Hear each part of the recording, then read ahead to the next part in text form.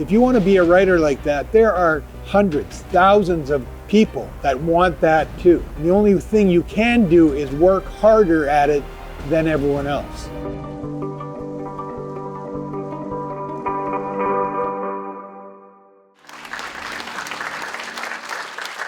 So when I first saw it, I thought, oh, there's a lot of heavy lifting going on in there. A lot of establishing things, the pack, the whole scenario, all the characters.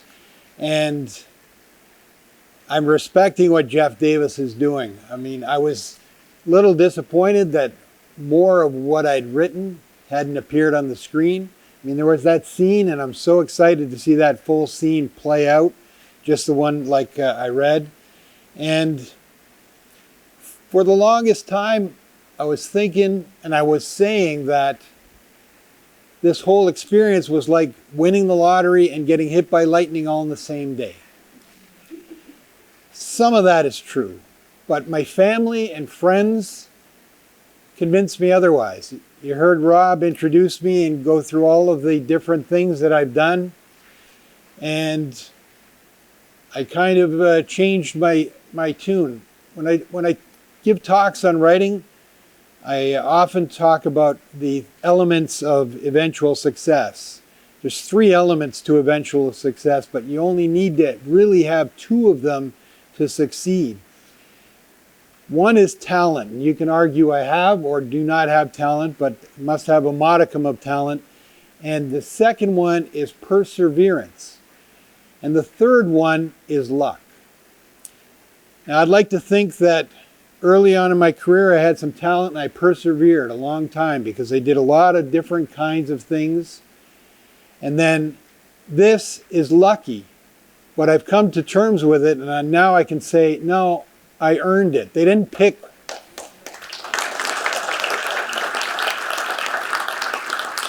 They didn't pick that book out of a hat, right? And I'll get to that in a bit.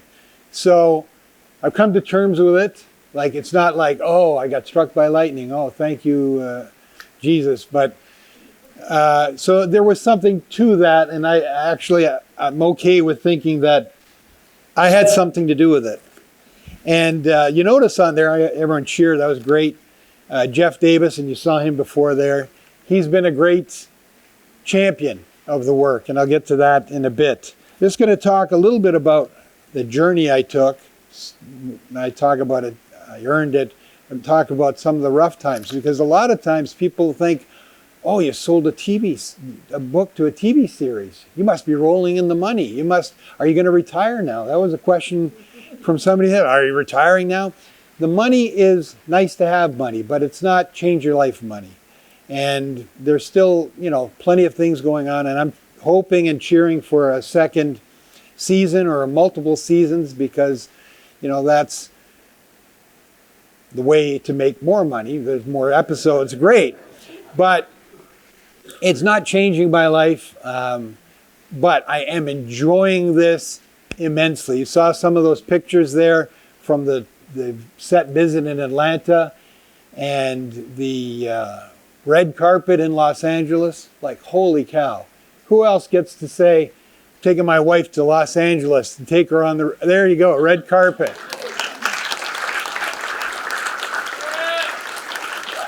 Fantastic night, and it was great. And that I have Jeff to thank, because they weren't going to send us down.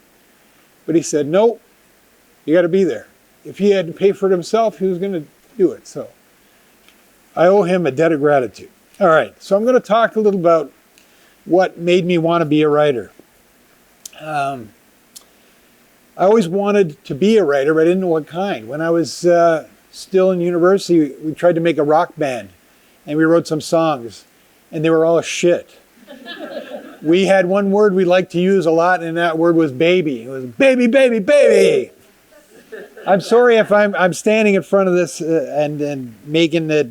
My son's probably going crazy up there trying to say, gee, it happened again. But we used one word a lot, baby. Baby, baby, baby, all the time. And we weren't going to be anything special in music. I wrote poetry, and that was shitty too. But I knew what I wanted to do. I wanted to write. And one day I was reading The October Country. Rob mentioned Ray Bradbury. And it's a book of 20 short stories. And I read each one of those stories, and when I finished, I said, that's fantastic. That's what I want to do. I want to write a story like that. When someone else reads it, they're going to say, that was great, and I want to read the next one. Now, I wanted to be like Ray Bradbury. That's crazy. That's a crazy, lofty goal, but that's what I wanted. And I knew that it was going to be the hardest thing that I ever done in my life.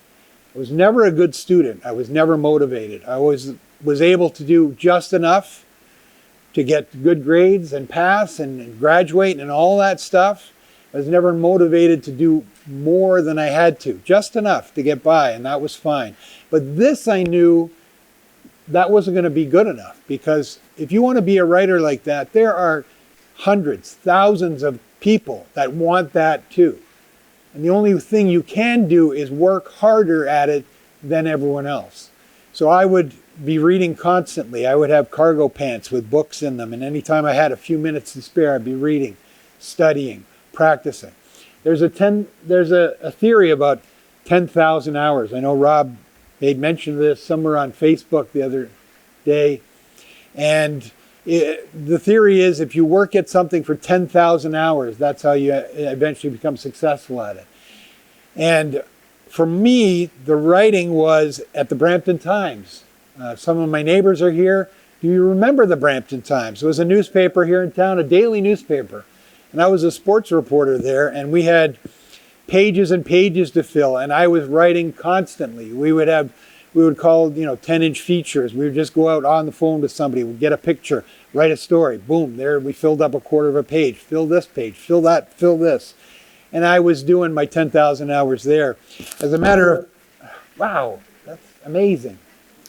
As a matter of fact, that first short story that Rob alluded to, I wrote at the Brampton Times. And unlikely event, it happened, it was picked up for a year's best horror story. But a couple other things I did at that time. I joined a writing group. Now, some of you might have aspirations. I joined a writing group. We called ourselves the Cecil Street Irregulars. And we would meet once a week, and we would bring our work in, and other people would critique it and comment on it. And I was bringing all the time. Every week I'd bring something new. And I got better because of the feedback I got, and eventually I didn't need them anymore. As a matter of fact, one short story that won the Bram Stoker Award called Rat Food, I brought it in there, and this woman said, oh, is this supposed to scare me? I wasn't scared by this at all. And I was like, fuck you. That is the scariest story I've ever written, and it is great. And it won the Bram Stoker Award. So I thought, I don't need this group anymore. I know what's good and I know what's bad, and this was good and you're stupid. So I got out of that.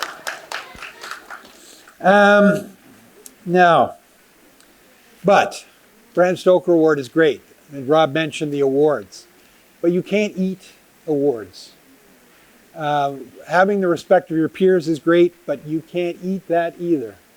So I did all kinds of things to make a living at writing. I would write for men's magazines, a lot of them. I did about 50 stories for men's magazines. And that was a funny thing because they paid pretty well and I could do it well enough. And I really learned how to write stories writing for men's magazines. Sure, there had to be sex in it, but the story had to have a beginning, a middle, and an end. And it had to have characters that did things that characters like them are supposed to do. So it was all grounded in reality. So I did quite a bit of that. I also wrote trivia questions. I edited a book line. I taught night school at University of Toronto, Sheridan College, Peel Night School. I did a summer school one time for gifted students. I think the gifted part was their parents had money. I also, here's the thing about writing short stories and trying to make a living at it. Michael Rowe's not here, but he was editing he edited a book of gay vampire stories. And I was seeing him at a party we were at, and I said, why didn't you ask me to write a story? He says, I didn't think you'd be interested. And I'm like, I'm a professional writer. I like to write stories and sell them in he said, okay, so he was doing another one, and I wrote a story for that book. And here's the thing. I spent 3 weeks on that story, working on it every day, and I made $100 for that. But that was the commitment, to write good stories and get them published. And sometimes you took a bath on it. But it was a very successful story. He quoted my story in many of the interviews he did, and he invited me to contribute to 2 others, Queer Fear and Queer Fear 2. So just an example of how crazy the writing business is. People think, oh, you made it now. But yeah, but there was a time when I didn't make it. My son's up here. He did all those great videos for the reminder, get your tickets, all that. He did a great job. But when I was writing full time, getting all reclaimed. We didn't have any money, so I took, okay, I'll get through this. I would take him to Chuck E. Cheese, and he'd play around. Oh, Jesus Christ. I'll get through this. This is a celebration, and I'm here to celebrate with you. And this is hard for me, but I'm celebrating with it. Okay, so we would go to Chuck E. Cheese, and he would run around and all the things, and all the other kids would be playing, getting their tickets and getting a prize. And all I had was money enough to buy him a drink.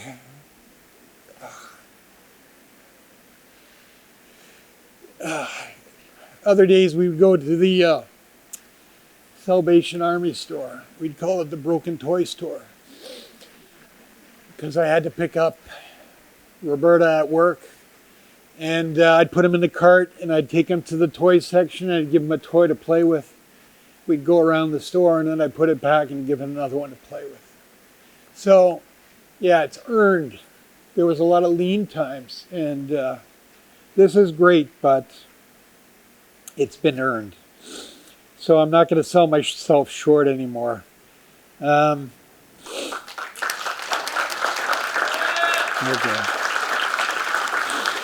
All right. So now that I've exposed myself to you, like, oh my God. But it need to be said, and I always have trouble getting through it. So I appreciate you all sticking with me, and hopefully the value added. I told you there was going to be some surprises. Okay, now, from page to screen. Wolfpack was published in 2004 by a Canadian company called Tundra Books. And before that, I had published with Tundra 2 anthologies of young adult fiction. I was editing the book, and I wanted to make a book that I'd be interested to read if I was a teenager. So the first one was called Be Afraid, and it did very well. So we did a second one called Be Very Afraid. And I proposed a third one called Shit Your Pants. But the publisher didn't think that was such a good idea. And my wife, I also credit her with the fact that she said, you know, you should write for young adults. And she got me all on that. She was a children's librarian, actually started at this branch in 1989. So Rob was saying he knew me for 23 years. It was actually 33 years, Rob. Your math is a little off. But this is where we started. And as a matter of fact, this theater in 1998, we launched Death Drives a Semi, my first short story collection. There it is. And the theater was part of the library then, and we got it for free. And I did a bunch of readings, and the place was full, and we sold some books after. But this now belongs to the city of Brampton, so it's no longer free, that's for sure. Anyway, so we did Wolfpack, and it came out, and it was doing all right. There's the first cover, and that's a really shitty cover, and I blame myself. The artist, I don't know his name, it escapes me at the moment, wanted to make them look more like that, and I said, no, they got to look more like dogs, and he came back twice, and I said, make it more like a dog, and that's how he made it look, and it's, in hindsight, it's terrible. So I learned a lesson then that I don't know everything about all my books. Some people have some artistry to them and they can do their thing. I'll do my thing, they can do their thing. And so there were 3 other books. We'll get to those in a bit. But the first book, a miracle happened there almost too. It was shortlisted for the Silver Birch Award. Rob mentioned that.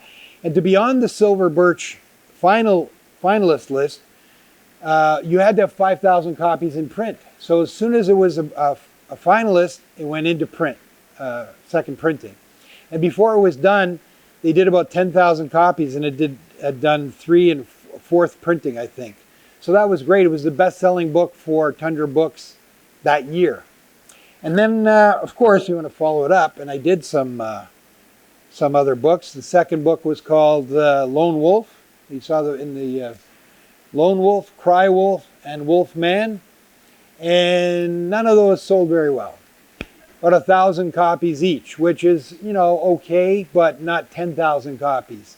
So that's kind of where it stalled after that. But you can see I no longer had input in the way the werewolves looked, and the artist was free to do what he wanted, and he had a look to them, and much better. They look similar, and you can tell they're from the same universe. The other one, the first book, looks like a dog. But that year, the first book was also published in Italian. Lupi Selvaggi, I remember the title. It didn't. The books didn't do anything, but it did win.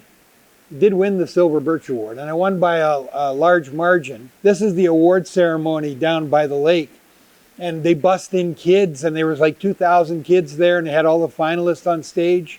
And as they introduce you, you come walking out, and they're all waving their book, your book, my book, Wolfpack, waving it and screaming. And I thought, man, this is what it must feel like to be a rock star. And it was the greatest thing. And there's the award there, and did well for the first book, but the other books couldn't keep up with that, and it kind of went. It was over, and we went on to other things. Like I did the trucking stories in Truck News magazine. I did 15 years worth of a serial story in Truck News magazine. That magazine was distributed free in truck stops across Canada, 80,000 circulation. And for 15 years, I had an installment of a story in every issue. I do a story of 4 chapters, and each chapter was 1 month, and the end of one story was the beginning of the next one. And from that, I did 3 novels for the Canadian government. There's the first one.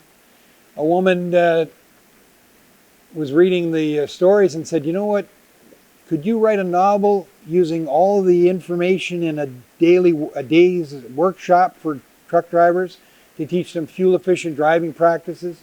So I did. I wrote this novel, put all the information in there, and the idea was they didn't have to take them off the road to go into the classroom. And that first book is used by colleges to teach fuel-efficient driving practices to new drivers as they teach them. So that was a big success. And we did a second one where they went into the United States. The characters wasn't very good because they didn't give me very good information. The third one, they wanted me to go up to the ice roads in the north, in the territories, and they sent me there. So I went to Yellowknife, and I went on the ice roads, which is hilarious because fuel-efficient driving does not exist in the Northwest Territories. They start their truck in December, and they let it run all the way till March. They never shut it off, because if you shut it off, they'll never get it started again, and then they have to wrap it in this big machine and heat it up and everything. And it's funny, you watch ice road truckers, and the ice road I was on the first season of that show. And then the owners, and those roads are owned by the diamond mines that they service. They said, you guys are making us look like crazy drivers, like reckless and everything. And they said, you can't use the ice roads anymore for your show, because they make it look like they're about to fall through the ice at any moment. But there's only been ever 2 vehicles that went through the ice, and they were both maintenance vehicles, either at the beginning or end of the season. Safety is paramount there. And what's more important is the environment. If you spill some fuel, the company that spilled it has to come within a couple of hours and clean it all up. That's paramount. And the worst thing, and it doesn't make for an exciting show, is drivers falling asleep. Because so many drivers drive up there and they want to get all the loads they can in the 6 weeks. And you can only drive like 30 kilometers an hour on the ice roads. So you're really slow. There's nobody around you, nobody in front of you, nobody behind you, because you have to space it out. And you're driving at 30 kilometers an hour and everything is white. The road is white. The surroundings are white. Everything's white and you're falling asleep. When I was there, a guy had driven off the road into a ditch, a fuel truck, and within hours they had another truck there emptying out the fuel, towing it out, making sure everything was good. Anyway, so I did that. 3 novels for the Canadian government. Nobody else, I think, can say they've been published by the Canadian government. 3 novels worth, that's me. Probably the longest serial story in Canadian history, 15 years, 55 stories, probably, 500 installments. And also there was the 2 audiobooks of the first 20 stories were put into 2 collections. So I got a lot out of that. And, one door opens, another one. But all of this is in between the end of Wolfpack series and what happened recently. So, one night, 2 years ago, I was sitting at the kitchen table. My wife was making dinner, and I got a text from my agent saying, "Oh, someone's interested in the television film rights for Wolfpack." Wow, that's great. I haven't been in print for 12 years. It's been like 16 years since I wrote it, so that's great. And okay, so we went back and forth, and we eventually signed the option for a small amount of money. They had an 18-month option, and I didn't think anything about it because things had been optioned for film before, and nothing ever happened. The time expired, and that was the end of it. So we're happy to have the option sale, but don't really looking forward to seeing anything else. And then about 6 months later, I got some kind of a press release that they were doing something with the series, and I thought, oh, that's good. They got some idea. And then 2 days later, this teaser trailer appeared.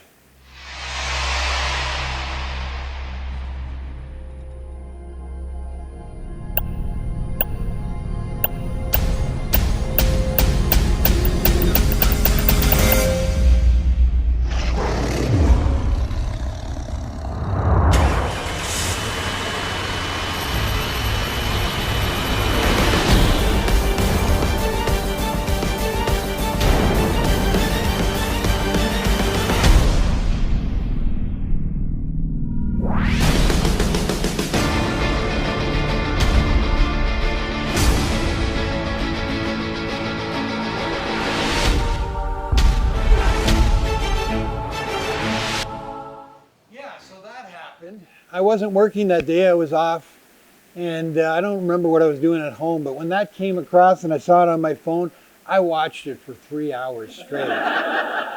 And every time I watched it, my name still appeared on there, and I thought, holy shit, it's still there. It's still there. It's still there. I can't believe it. Now, it's very rare that something gets optioned and it goes to like light speed to production. And now I know now that there was a reason for this. When the book first came out, 2 people were interested in film rights. One guy had been an associate producer for the Survivor series on TV. So, okay, he's working in television, he's got some juice. And the other one said he had a development deal with Paramount Pictures. Wow, okay, that sounds great too. But after their initial contact, nothing. So then this happens, and to fill you in, I have to talk about how when I spoke to Jeff Davis when I was in Atlanta, I said, I saw an interview with you.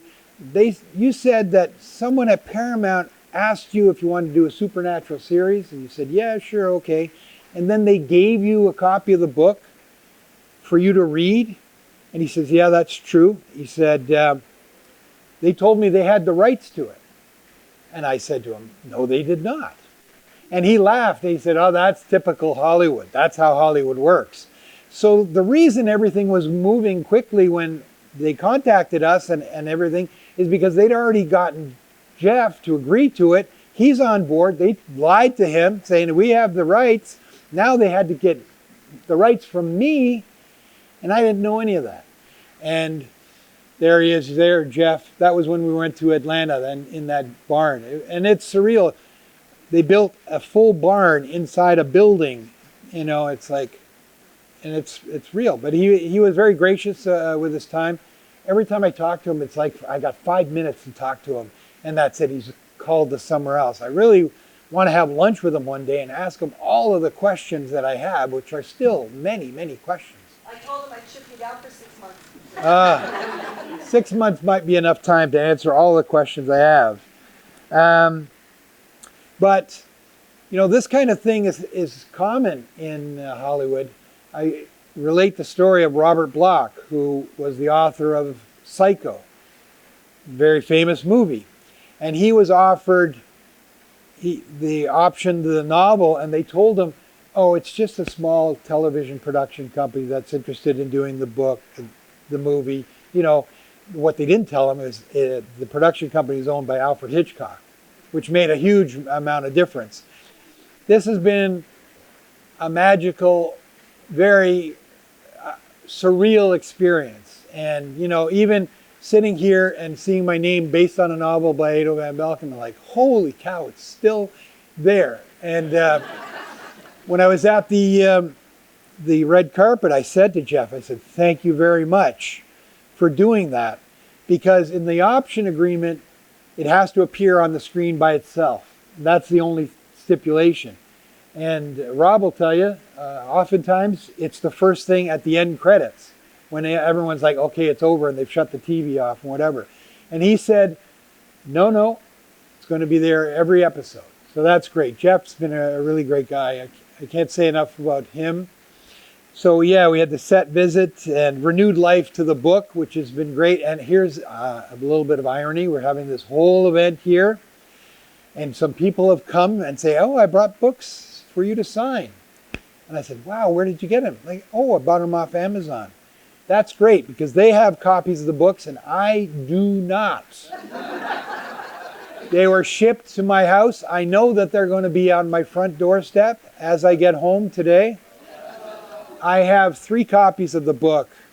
One is slated for someone at PRP, Donna Anderson. She here? Well, then there's 3 available. In a couple of days, I will have an unlimited supply, I guarantee you. But there's 3 available. We're going to pull up the screen, open the curtains. They're going to have a cage match on the front there for the one who wins gets to buy the book. Now, where am I? I'm almost at the end. So there is a copy of the book on Amazon. That's great.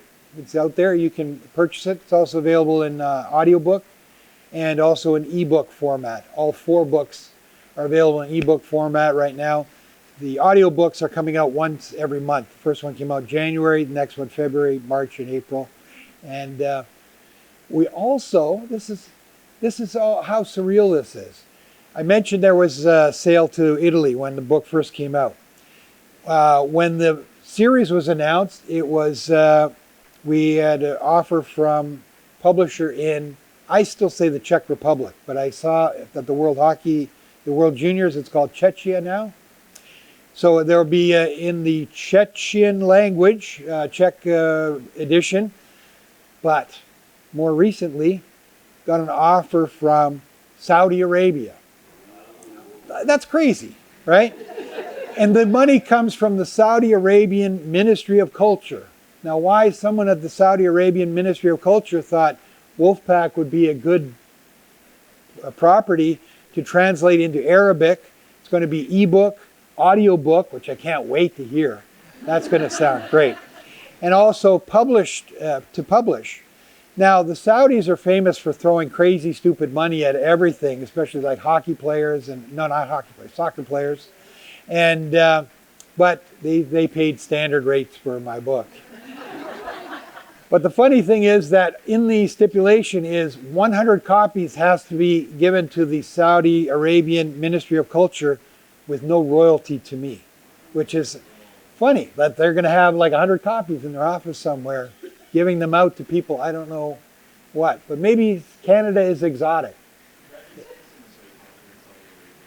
What's that? Brandon Sanderson's really popular in Saudi Arabia. Well, he's popular all around the world. So I don't know if you know Brandon Sanderson. He is represented by my agent as well.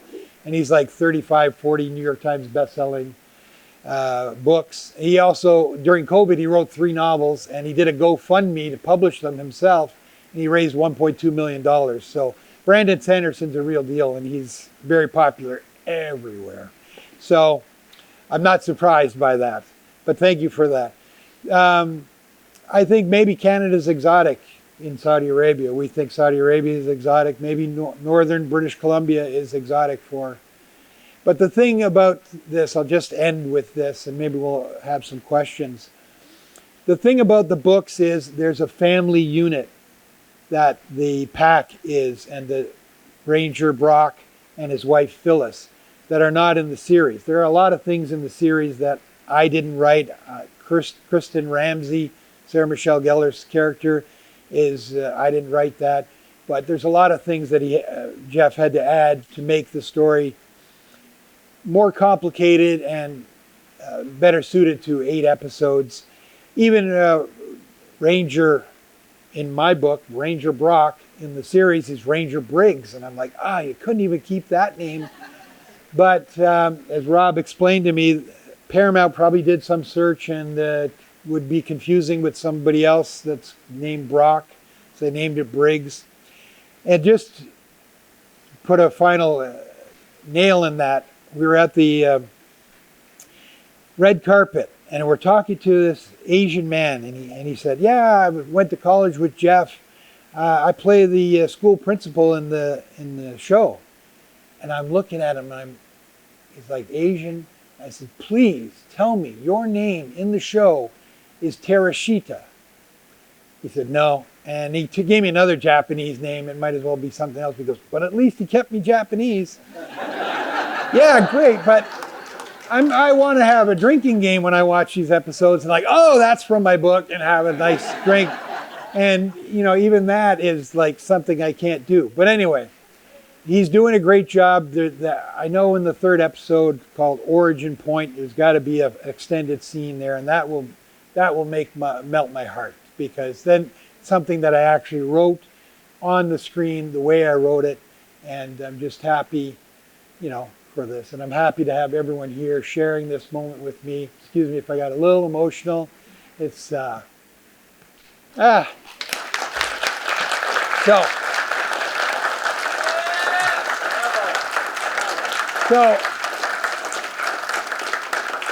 I hope I'm entertaining you. I see people smiling and laughing. I've done these jokes a million times. I know them all. I should take them on the road with me. But if anyone has any questions to ask, I'm more than happy to answer them. Yes, Walter. Dado, I have a question. Okay. So, given that you're friends with Jeff Davis now, can we expect a cameo with you and perhaps in one of the future episodes? You laughed. No, I'm not laughing. I'm serious. No, I know you're serious. Everyone else laughing. But I said, when we're at the red carpet, I said, Jeff, I know you're don't have to pay for me to come down, but if you do season 2 and I pay for myself to go down, can I visit the set? I said, oh, of course. But he says, well, we got to get you a cameo. And I was like, yeah, I'm there. All right, I'll do whatever you need to do. I'll wear the goofy hat and everything. I'll dress up in uniform. I just, it'll be one of those pan shots. And someone who doesn't know me is going to say, what the hell are these focusing on that guy for so long for? I want more Sarah Michelle Gellar. What the hell is this? So there is a possibility. I think season 2 is a real possibility, because I don't think Paramount is going to give up on this. They've got Sarah Michelle Gellar in it. And although Jeff Davis has a multi-year contract. If they canceled this, then he would have to come back with something new and start all over from scratch. And I think by the 8th episode, it's going to have a following. It already does.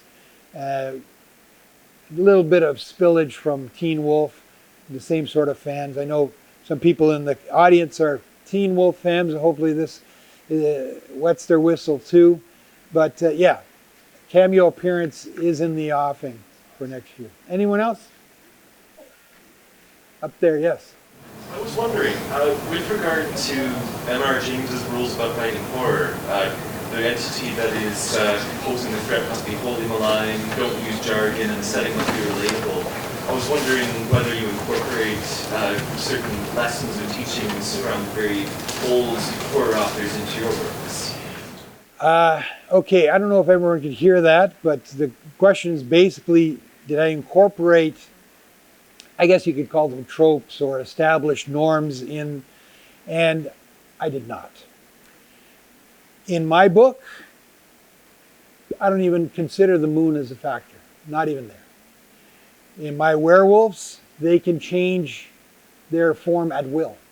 They can say, I feel like going for a run through the forest, and they can change into a full wolf.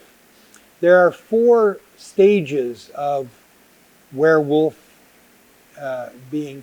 This would be the full werewolf, full wolf, the closest to wolf, human form, and then the human form. So there's 4 basic, and they can transform between all of them at will, and they do that to suit their needs.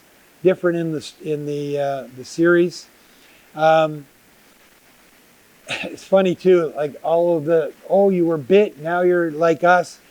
In the novel, the antagonist, the villain, is a geneticist, Dr. Edward Monk, and he's trying to steal one of the wolves to make himself famous for discovering werewolves and having them change and everything.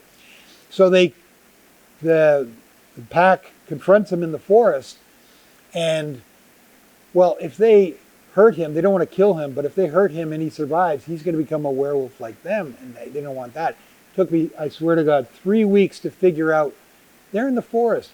They should just pick up a branch and beat the shit out of him. And that's what they do. They beat him, and he does not die, and he does not turn into a werewolf himself, because that would be terrible. He would just have a Las Vegas show where he would show off his abilities to shapeshift and everything, and that would be terrible for them. But I swear to God, it took me 3 weeks to figure that out. And that's part and parcel of the writing life. You know, you think you wake up every day and you're going to make money that day. No, I have to figure out a problem in one of my books. And it seems so silly now to say, oh yeah, that's the answer. But it took a long time to come up with that. Anyone else? Yes. How did they get Sarah Michelle Gellar to go? Okay, that's a good question, because I don't know. No, to be fair, I've listened to Jeff talk about it, and when they were casting that role of Kristen Ramsey, it was a very small role. And then she agreed to do it. She says she enjoyed the script and all of the elements to it, which there are a lot. It's the respective nature, finding your family, the whole family dynamic, and things going on in there that are good, and the mental health thing. There's been a lot of articles already about how this show is handling mental health issues like other shows haven't. And they're getting a lot of traction from official national mental health organizations. It's one of the reasons I think that this might continue. And it's added in a way that doesn't make it overt, like, oh, they put that in there. It seems part of the story, and I think credit to Jeff to put that in there and make it seem seamless. But to your question, she said yes. So then Jeff starts rewriting and everything, beefing up that role quite a bit. And then she became executive producer. And I guess it was her time to come back into television and do that. And, you know, when she did, and, you know, Jeff is not, it was wise. When she signed on, social media went poof, boom. Yeah. When it just everywhere. And then if you ever watch on social media or YouTube, people doing reaction videos to the series, oh my God, it's Michelle Gellar. She's back on TV. Buffy, mother. And I'm like, holy cow, this is something, it's amazing. And you know, she's been on The View and in England on television and CBS This Morning and all of those things. So no way, if she wasn't involved, this show would have gotten the boost that it did. So she's into it. She likes the story. And she wants to be a part of kind of a mentor to the young actors, because I don't know if you know any of the history of Buffy the Vampire Slayer and her history with Josh Whedon. Very toxic set and everything.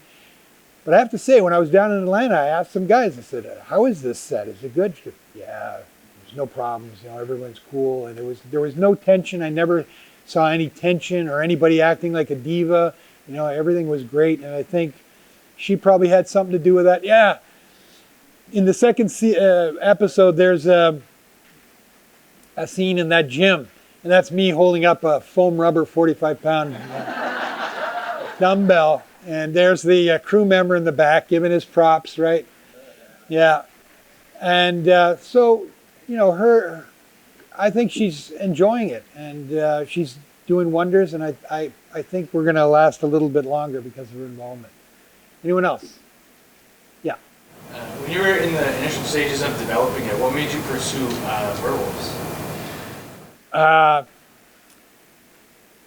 It's a good question. What made me werewolves? Like, I wanted to do something about teenagers, and I wanted to write from experience. So, but not necessarily my experience. But I had been a school bus driver for 3 years while I was writing, and it was a great job for being a writer. I got to admit, you had a regular paycheck, you had a vehicle to drive, you could do errands and stuff, and you had you could go shopping and drop off this and pick up that. And you had 6 hours in between to work on your writing. And while you were driving, you could think about what you were going to write that day or the next day.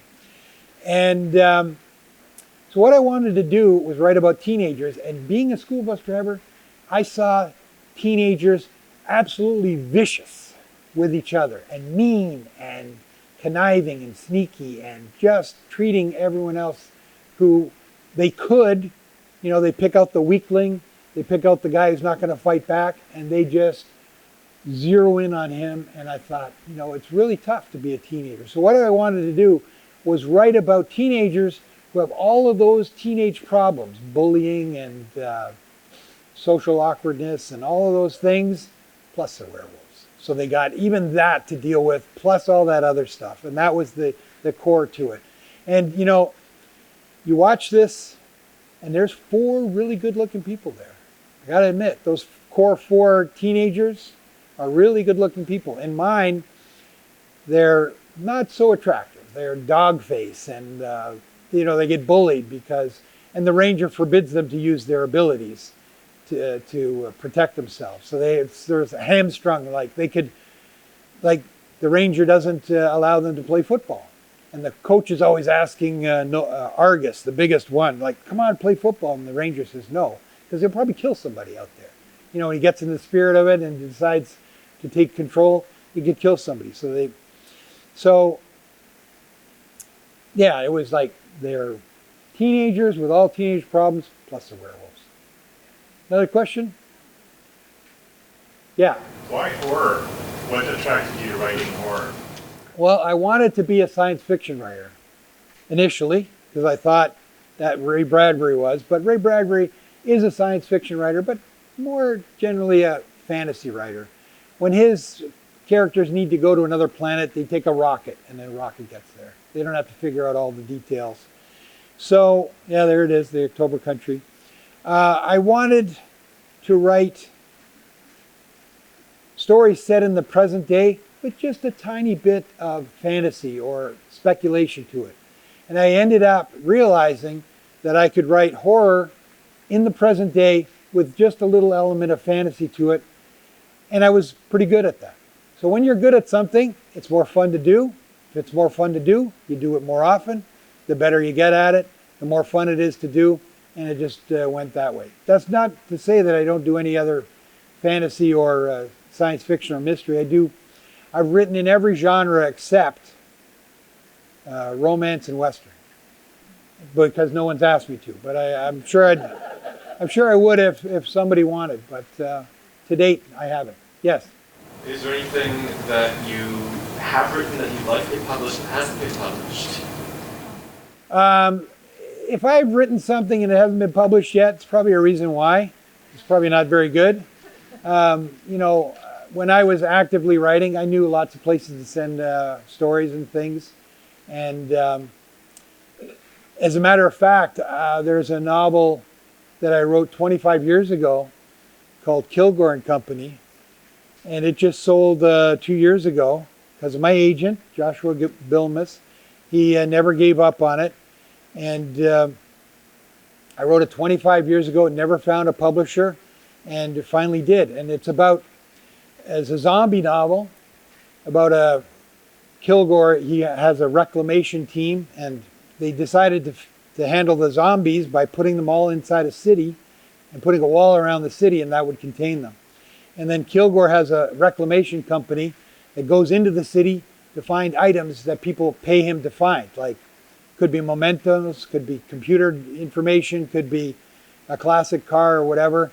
And he has to get into the city, fight off the zombies, and get out. And people, when I tell people that, oh, you mean like in The Walking Dead? I'm like, yeah, I wrote it 25 years ago, way before The Walking Dead ever was on TV. So yeah, sort of like The Walking Dead, but not really. Yeah,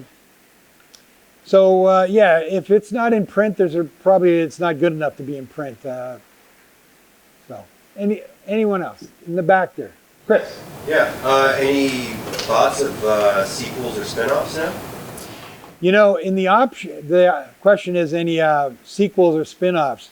In the option, the Capital Arts company that's buying the option rights had a clause there where they would allow me to write new novels in my universe, but only once every 2 years. Well, isn't that generous of them? But there's only the first book in print, right? The other three haven't found a publisher yet, so there's really no point in writing more books without people wanting to publish them. If the 4 were already published and they said, hey, we didn't want another one, but never say never. If this series goes 2, 3, 4 years, who knows what'll happen. But right now, there's no plan to write more. Well, I'm just enjoying this, and this is enough fun for me for now. Yes? What are the timelines? When can we see it? Well, the first one was airing January 26th, Paramount Plus. The second one was on last Thursday. There's 5 more episodes, and they'll be every Thursday in the next coming months until the 8 episodes are done. And hopefully by that time, or before that time, there'll be news on the second season, but nothing to date. Okay. Have you seen them all? I have not. I have not seen them all. My son, who organized this, who did a great job, and my wife as well, she's been doing great stuff behind the scenes, including getting me this seat. This is exactly like the ones they had on the set, and you've seen them in the slideshow. And they even had this just like on the set too, which is really cool. I don't know where to put it in my house, but luckily it folds up. No, I have not seen them all. And yeah, just like that. And he got a copy early to prepare for this. And he's like, I got it already. And like, do you want to see it? And then we're like, maybe not, no. We were going to see it in Los Angeles with everyone else at the official screening. And so we did that. He watched it about 20 times when he first got it. And then when we got back to the hotel after the screening, we were on the phone with him. It was like 2 o'clock in the morning for him. and he was explaining to me everything why it's great. And I appreciate that quite a bit. And I've watched it several times since, and I understand where he's coming from, and I know what Jeff is doing, and I'm quite happy with that. But I have not seen the rest of them. We did watch the second one. Crazy. We got up at 3 o'clock in the morning on the night that it was released, and I was a mess the next day at work, but we watched it, 3 in the morning to watch it, and it was a lot of fun. But I look forward to watching it just like everyone else. Yes? Does this renew your interest in starting to write anything now? I had this question quite a bit. Does this make me want to write some more? And I'm thinking, no. Because writing well is one of the hardest things to do. Before I started work at the courthouse, my whole life was focused on my writing career. Every moment of the day was thinking about how to write something, how to do it, where I could sell it, something new to publish, how was I going to make money at it, laser focused on that. And I did the other 3 novels after I got the job at the courthouse, and they admittedly weren't that good because my focus was not laser sharp on the task at hand. And it's hard to explain, but it's the hardest thing to do, and you have to be so committed to it, and I really don't have the stomach for it. But the short answer is, oh yeah, I should start writing again, so in 20 years, lightning will hit me again. I'll be 80 years old then, and I won't even be able to do this. I'll be wheeling it out here and back and forth. So the answer is no. If somebody asks me to do something, I'm all for that. I'll write something brand new if somebody wants me to contribute to something. But to sit there and try to think of what I'm going to do, it's so much more fun to come home, have a beer, and watch the game. So I'm kind of 20 years on in that now, so I'm enjoying this for what it is, but I have no intention of trying to revitalize a career. Let's just ride this for as long as it lasts. Okay, one more? Somebody? Yes. The forest scenes, where are they filmed? All of that was filmed in Atlanta. You think, Atlanta? Well, the month when they started filming Wolfpack there, my agent sent me a list of all the productions that were ongoing in Atlanta, and there was 36 television or movie productions going on in Atlanta at the time. Apparently the tax breaks that the state of Georgia is giving is almost like 30% of somebody's budget. That's the value of it. So they're doing all kinds of productions there, and when it goes back, that's where they're going to go. Of course, they've got all the sets there and everything, but yeah, when we went there, we walked around downtown Atlanta, and yeah, Atlanta. I wouldn't think everyone is from New York, Los Angeles, so they got to fly them all out there, put them up in Airbnbs and hotels and stuff. But apparently, it works, and you can't tell that that's not in Los Angeles or in Atlanta or wherever. So they're doing a good job. Yeah. So I do not have any books to sell, but I'm happy to talk and speak to every one of you out there, take a picture, whatever you want to do, because we're all enjoying this together, and I appreciate very much everyone coming out and helping me celebrate this very unlikely thing. And I hope you had a good time. Tell all your friends about it, and just had a good afternoon. Thank you so much for coming.